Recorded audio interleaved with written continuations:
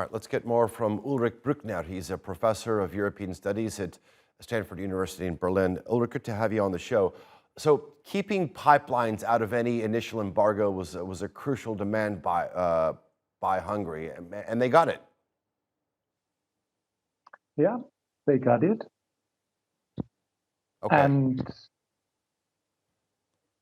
do you feel that that because the bloc had to scale down its initial ambitions, it is possibly exposing the fact that national interests are threatening this unified stance? I mean, Ursula von der Leyen said this is a big step forward, but what does the future look like in terms of the unity within the bloc?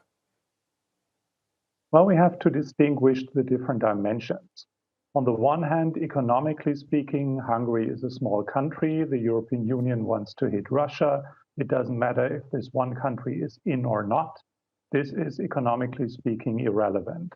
When we look at the symbolic side of the deal, it was of utmost importance to stand united. But the nature of the European Union is that it's not united. There's a reason why one person sits in the Kremlin and one sits in the White House, but 29 meet if we have a summit like last night. So by default, the European Union is a cacophonic orchestra, and it's the exception to speak with one voice. And this is a situation that Orban, who's a populist, exploits and asks for a premium to sell his veto.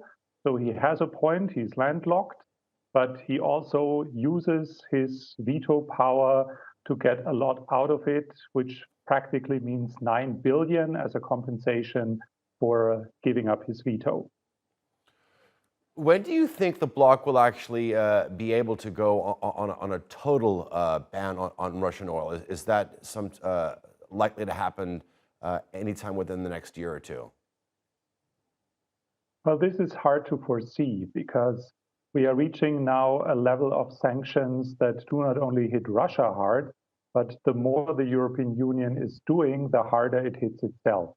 And not every country is affected in the same way. So we have to be very careful with what is a counter reaction that weighs more than what the actual intention means. So technically speaking, there is a lot going on, and the oil market is far more flexible than the gas market. But in the long run, the European Union is trying to get completely away from its largest supplier of fossil fuel because it's on its move to declare its independence from a fossil-based economy.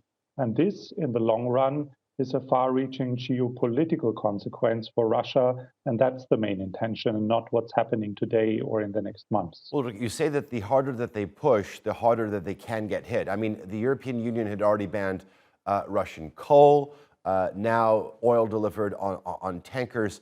How about the golden goose? I mean, Russian gas, is that ever going to be on the table?